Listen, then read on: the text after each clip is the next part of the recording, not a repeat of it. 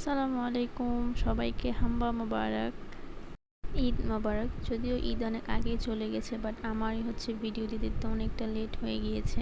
এটা ছিল আমাদের কোরবানির গরু। আমি আসলে গরু ধরতে অনেক ভয় পাই, যার কারণে হচ্ছে রুমের ভেতর গিয়ে হচ্ছে গরুটা ধরছিলাম।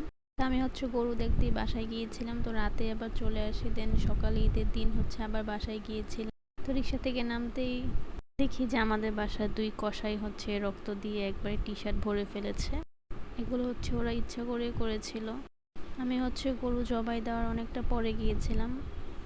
তারপর হলো 2 কসাই মিলে হচ্ছে শুরু করেছিল কাটাকাটি, আরও অনেকেই ছিল।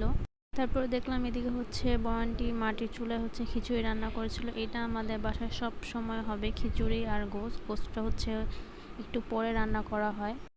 তা আম্মু হচ্ছে এখানে গোশতটাও রান্না করে নিয়েছিল। মাটির চুলায় রান্না করা খাবার অনেক মজা হয়, যারা যারা খেয়েছেন তারা হয় জানবেন।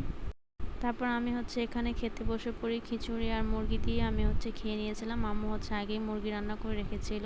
তা আমার হচ্ছে অনেক ক্ষুধা পেয়ে গিয়েছিল, সেজন্য আমি আগে খেয়ে নিয়েছি। কারণ গোশতটা হতে একটু লেট হবে, সেজন্য আমি আগেই হচ্ছে একটু খেয়ে নিয়েছিলাম। খিচুড়িটা অনেক মজা হয়েছিল, তো আমি হচ্ছে অনেক মজা করে খাচ্ছিলাম।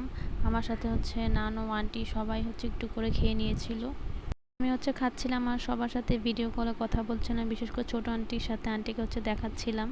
এখানে হচ্ছে আরও গোছ কাটাকাটি হচ্ছিলো। তারপর আমি হচ্ছে খেয়ে রুমে চলে আসি। এই আমটা হচ্ছে আমার আন্টির গাছের আম। তার কিছুক্ষণ পর হচ্ছে গরমের মধ্যে একটা আইসক্রিম খেয়ে নিলাম, অনেক শান্তি লাগছিল। তারপর দিলাম একটা ঘুম, উঠে দেখি ঈদ শেষ।